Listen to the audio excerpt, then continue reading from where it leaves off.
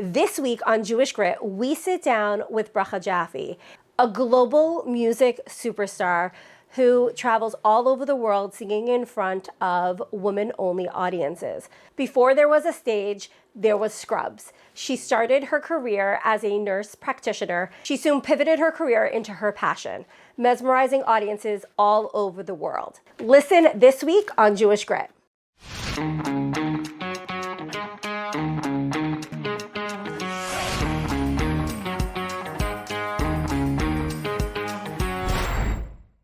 Thank you, Bracha, so much for sitting down with us today. Thank you for having me. Can you tell us a little bit about your life, where you come from, what you do professionally? I was born and raised in Brooklyn, New York. My parents are Israeli raised, and then they came back to New York with my two brothers, and I was born in Brooklyn. Israeli family. I went to yeshiva growing up, an all-girls yeshiva, and then I went on. My school was, pro going for a gap year in Israel, and after my gap year, I went to college. My parents were very big advocates for me to become a professional of some sorts, and my dream was always to become a nurse, and so I went into my nursing education, and then I went on later on in life, after I practiced as a nurse, to get my master's degree as a nurse practitioner. Singing was always a hobby of mine. It started at a very young age. My parents realized that I had an interest in music, and so I started with piano lessons from 5 years old.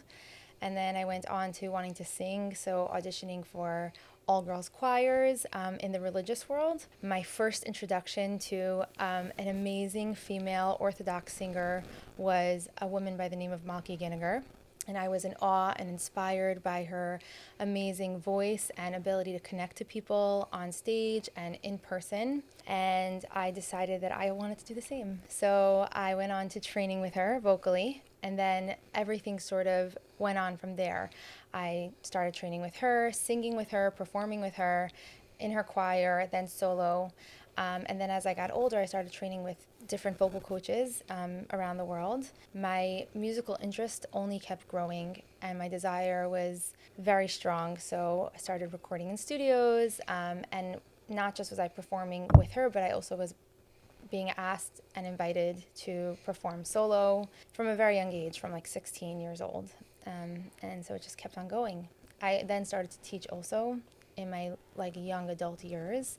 In the beginning, it was just music theory and also some vocal coaching. And then as I got better and more experienced as a singer and understanding my voice and training under top vocal coaches around the world, both on video and in person, going into the city, it was a real, very big passion of mine. That's when I started to learn how to become a vocal coach and train others. So it sounds like there's this duality in you, right? There's this very almost type A, medical path that you were on. Right. And then there's this whole creative side of you. How do you combine both of those within your career path? So as I got older, I started to realize there is a duality, but there's a very common thread.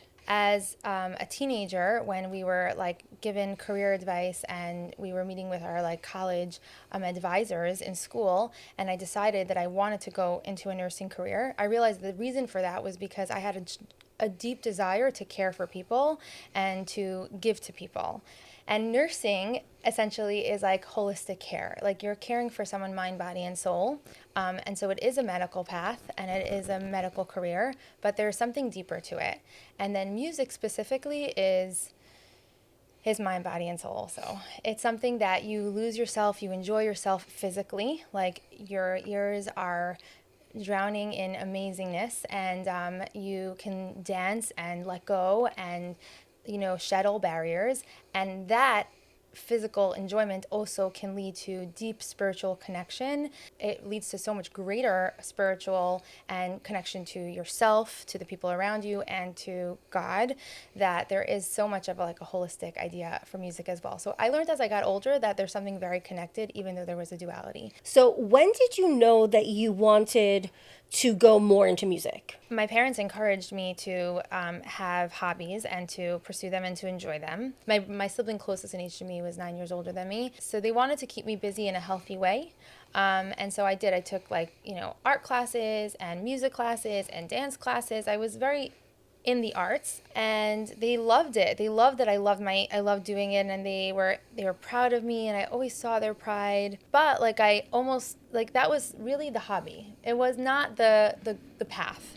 And it's funny because my first teacher, Malka Ginniger, did tell me specifically that she really felt like this is a career path that I could pursue, music. And I just thought she was hilarious.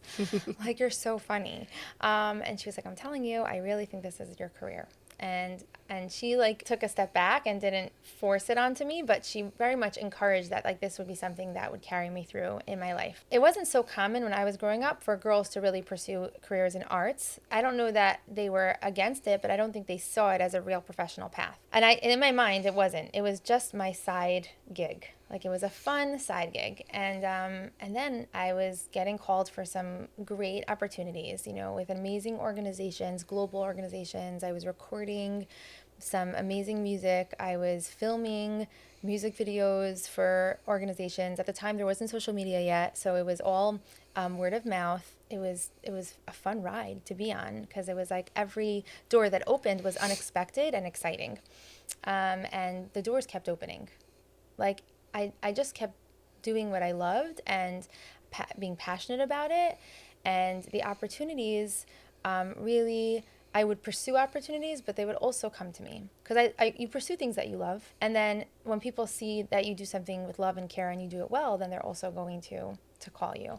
So that's what was happening. I was getting called, and it started to become this juggle. I'm doing nursing shifts 3-4 times a week in a hospital. Could I also do a gig that week? Or can I take a day off from nursing? And so it became taking a day off, taking 2 days off, finding a job that the doctor would say to me, it's okay to take a week off here or there because you're traveling to Europe or to Israel or to Australia, to going to, oh my gosh, I need to take the whole summer off. I'm so sorry, doctor. I will be back in September, which ultimately led to I can't come back to work. But that was over the course of a decade. That's what happened. It started to build in a way that I realized, I was like, hold on, I have all my eggs in one basket, but now the eggs are dividing up. And then someone in my musical career, actually my producer, Shai Bachar, who I kept saying, I can't just do music. I need to keep my nursing career because it's a huge factor of support for me. You don't know if you could survive unless you jump into the water, into the deep water, and you have nothing else to hold on to, but you have to swim. And so I remember I already had 5 kids. And I remember saying, okay, I'm going to just, take the chance on myself and completely leave my amazing career that I built for myself, that I went to nursing school. I went to a master's program as a nurse practitioner. I had a full resume, and I was like, I'm going to put that on hold, and I'm going to see if I can do this. And I did. So going in and jumping into that deep end, knowing that you have a family to support, and people are relying on you. Yes. So what do you have to go through mentally and physically to get yourself to that next level and to fulfill the vision that you see in your head? Right. Right? Because there's a lot of naysayers that are out there. Yeah. Obviously I'm a huge believer. I'm an observant Jew, and as girls and women, we are raised to have real belief and faith in God.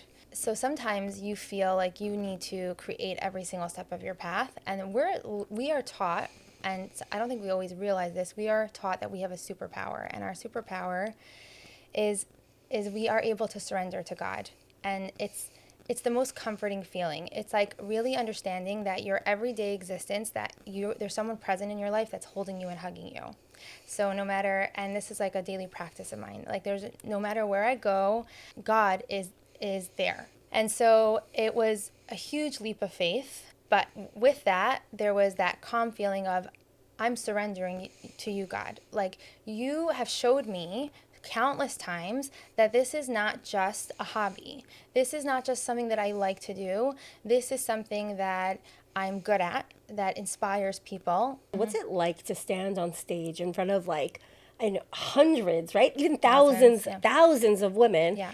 and girls, and Yeah. seeing the impact of what you're doing on stage. Like, what does it feel like? It's an incredible feeling. So it's like this amazing adrenaline feeling, and it's awe-inspiring. And in the beginning, it was like I'm singing songs that people loved and knew, and it was like this, like we're all singing these amazing songs together, and we're elevated, beautiful, connecting feeling, united feeling in the room, and that feeling that you have in that room carries you forward. And then now I started, in the last few years, releasing my own original music. And then we go into concerts and everyone's singing the songs that I released together. And it's just like, oh my gosh, wow, this is like messages that I was supposed to carry into this world, that you were supposed to hear, that were supposed to come from me, messages that are meaningful, that are elevating, that connect you to your roots and connect you to your people and connect you to your mission and empower you. And here we're all singing it together. And I'm like,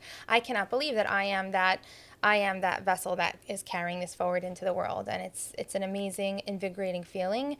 I'm honored to be able to do it. The impact that you have on the next generation of Jewish girls is just... I get these videos of little girls in the audience, like tiny 3-4-year-olds. Before I walked in this door, I just got a voice note from a teacher who was singing one of my songs with her class.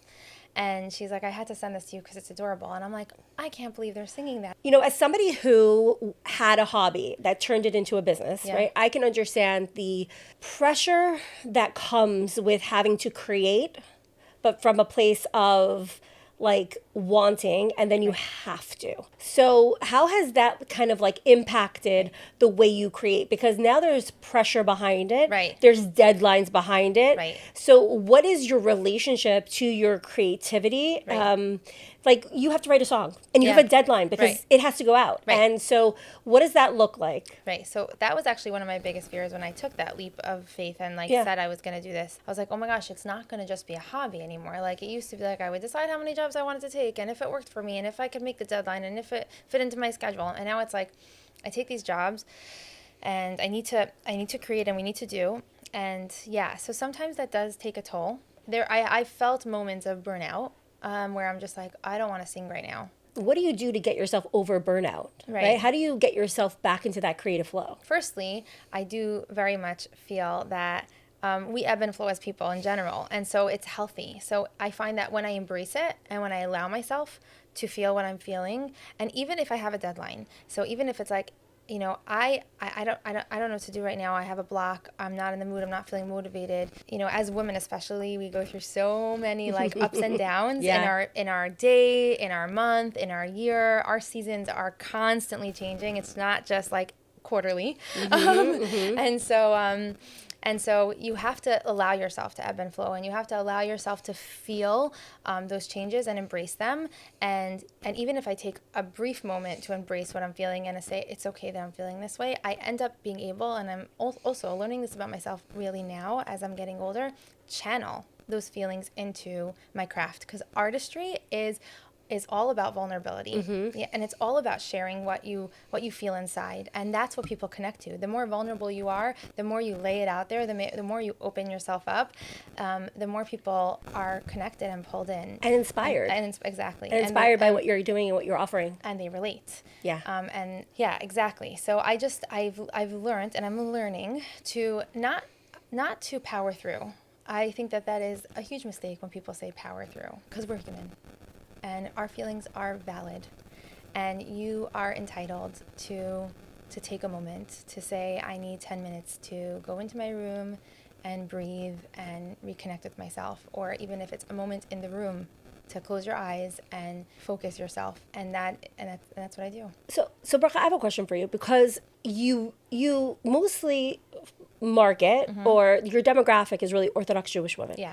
So it's growing though. I'm seeing the reach is changing. Oh yeah? Yeah, it's amazing to see the expansion. So let's talk a little bit about marketing. Yeah. How do you get your name out there? How do people find you? Yeah. And what do you do? Yeah. The marketing tool that has been the most useful has been social media. It's your documentary. of your day-to-day, of your ins and outs, of your accomplishments, your, it's your vlog. It's everything. And so social media was a huge healthy tool for me. Once I was able to clear all those questions I had and get into it, it was a huge tool that I saw change the trajectory. So it went from flying to Israel maybe once a year, and doing local events scattered maybe in Florida and New Jersey, and to, oh my gosh, I'm being called to Vienna, California, London, Antwerp, Switzerland, South Africa. You mentioned your mentor. You mentioned going to rabbis, asking questions. How important is mentorship to you, and how have you used it throughout your career? Right. I think in every aspect of life, whether you are a practicing Jewish person or whether you're, you're just doing what you do, having a mentor, having someone that you could check in with, that you respect, admire, gives you real feedback, gives you honest feedback, is so crucial.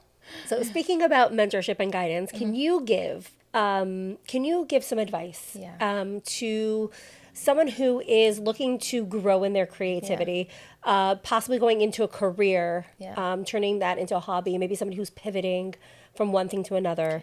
What piece of advice would you give? First thing I want to say to people is that when you close your eyes and you picture yourself and where you want to be, think of yourself watching yourself on a TV screen in a year, in 5 years. What do you see yourself doing? And it could be the craziest thing that pops in your mind. I don't know, what for me it's singing in front of thousands and thousands and thousands and thousands, tens of thousands of women, okay? And once you could give yourself an honest answer, as crazy it might seem to you, okay? Start envisioning yourself in that role. Remember that God gave you a gift and a talent. Really, he does not give handouts for free. It's not so that it gets shelved in the back and dusty. It's that it actually gets used, okay? So remember that. Nothing was given to you because he just wants you to waste it. You have to use it. So then once you see what you want to do and you can envision some steps moving there, start living that life with love, with ambition, with compassion to yourself and to others, with respect and dignity, and I'm telling you, it will pan out.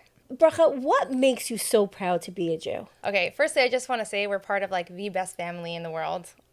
It's not just your immediate family. You legit have, and I've seen this firsthand, an incredible family that is comprised of millions of people. When you need someone, your Jewish family will show up. It's such a privilege, and I'm so proud that I have a handbook in life that I could refer to and lean on, and it supports me and it holds me. And then I have this and like I said, I have this this family that does it with me, and I could talk to my friends, my mentors, and live my life in on a path that feels true, and feels purposeful. And that's just, having purpose in life is what keeps you going. So it's amazing. Bracha, thank you so much for joining today. Thank you so much for having me. Thank you for listening to Jewish Grit, an Olami Mentorship podcast. At Olami Mentorship, we believe that everyone needs a mentor. What better way is there to tap into your personal and professional potential than with a Jewish mentor at your side? Learn more at olami.org/mentorship. Don't forget to keep listening on Apple Podcasts, Spotify, or wherever you get your podcasts.